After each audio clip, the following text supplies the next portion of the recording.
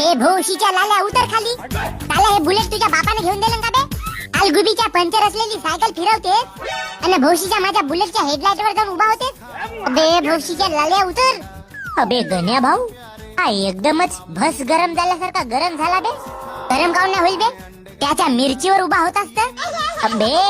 अबे बिलिटच्या हेडलाइट वर म्हणलो. अबे मगाशी तू इथं बसून होतास बे, तुले तर एवढ्या नाही बावरेजला. अब बाप को क्या बोलेंगा रे वो. बे गण्या, अबे साला वा एकच महिना झाला बे माझ्या बापाने बुलेट घेऊन दिलं तर. साला इथं हाल पहा ना बे. लाल्या तुला बसायचं असेल तर इज्जतदारीने बस.